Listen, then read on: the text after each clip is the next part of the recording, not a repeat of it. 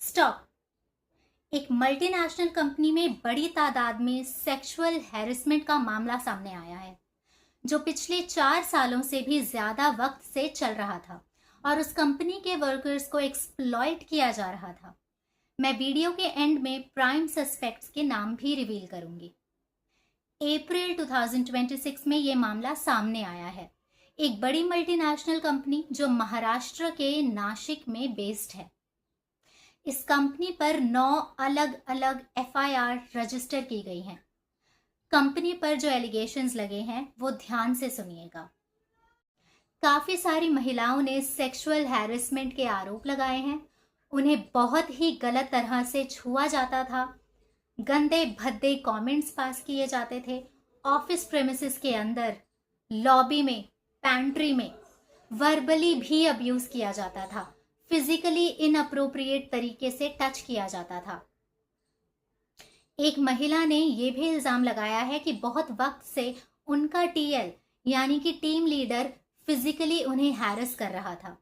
उनसे शादी का झूठा वादा करके उनके साथ फिजिकल रिलेशनशिप कायम किया था और उसके बाद फिजिकल अब्यूज और ब्लैकमेल करना शुरू कर दिया। वहां के कई ऐसे एम्प्लॉयज हैं जिन्हें बहुत अलग अलग तरह से ब्लैकमेल किया जा रहा था। उनकी प्राइवेट फोटोज, वीडियोस दिखाकर उन्हें टॉर्चर किया जाता था और चुप रहने के लिए फोर्स किया जाता था। जिन लोगों ने भी कंप्लेंट की है, उन्होंने ये भी मेंशन किया है कि उन्हें प्रेशराइज किया जाता था स्पेसिफिक रिलीजियस प्रैक्टिसेस फॉलो करने के लिए और हिंदू रिलीजन को इंसल्ट किया जाता था।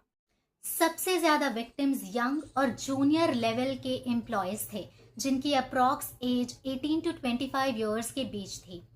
उन्हें धमकाया जाता था कि अगर उन्होंने कंप्लेंट करने की कोशिश की तो उन्हें जॉब से निकाल दिया जाएगा। ये कंपनी, जिसमें लगभग 300 के करीब लोग काम करते हैं, इसमें हर किसी को मेंटल लेवल पर, फिजिकल लेवल पर, इमोशनल लेवल पर हर तरह से टॉर्चर किया गया है। कुछ मेल एम्प्लॉयज हिंदू एम्प्लॉयज को अपना रिलीजन कन्वर्ट करने और बीफ खाने के लिए भी फोर्स करते थे। परेशान होकर सभी विक्टिम्स ने एचआर यानी ह्यूमन रिसोर्स डिपार्टमेंट में कंप्लेंट भी की, मगर जवाब में ये कहा गया कि कॉर्पोरेट कल्चर में तो ये आम सी बात है, बेहतर है कि लोग इसे बड़ा इशू ना बनाएं और अपने काम पर ध्यान दें। इनफैक्ट किसी ने तो ये भी कहा है कि एचआर मैडम जबरदस्ती रूम में लॉक करके रेप करवाती थी। नासिक पुलिस ने मुंबई नाका और देवलाली थानों में 9 एफआईआर दर्ज की है। अभी तक 6 से 7 लोगों को अप्रैल 10, 2026 को गिरफ्तार किया जा चुका है, जिनमें टीम लीडर और एक महिला एचआर एम्प्लॉय भी शामिल हैं।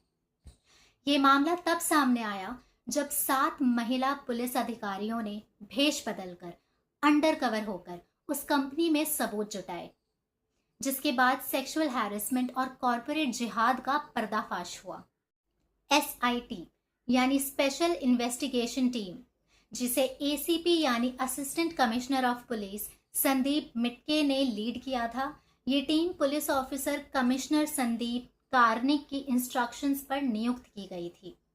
सरप्राइजिंगली बीजेपी के कार्यकर्ता भी बहुत एक्टिव नजर आ रहे हैं और इस मामले पर ध्यान दे रहे हैं।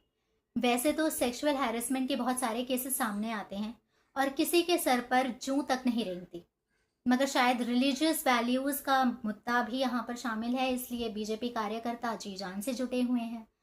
खैर, मेन बात यह है कि जिस कॉरपोरेट वर्क कल्चर की हम बात कर रहे हैं, जहाँ पर जीरो टॉलरेंस पॉलिसी है और तमाम रेगुलेशंस हैं, पॉलिसीज हैं, वहाँ इतने सालों तक ये सब सरकार की नाक के नीचे चलता रहा।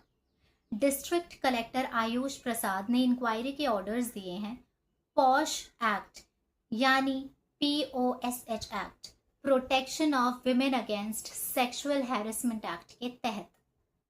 आरोपियों के नाम भी आपके लिए जानना जरूरी है।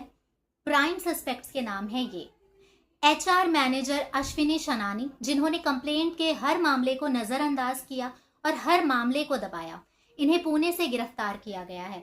उसके अलावा तौसिफ अख्तर, दानिश शेख, रजा मेनन, शाहरुख कुरैशी, शफी शेख, आसिफ अंसारी इन सब को sexual harassment, blackmailing, religious conversion efforts, molestation, harassment regarding personal life, inappropriate behavior, stalking, inappropriate touching, इन सभी चीजों के लिए गिरफ्तार किया गया है। लेडी डी यानी निदा खान, जो कि इस सब के पीछे मास्टरमाइंड है, जिसके कहने पर ये 6 से 7 लोग लड़कियों के साथ दुष्कर्म करते थे, वो निदा खान अभी फरार है।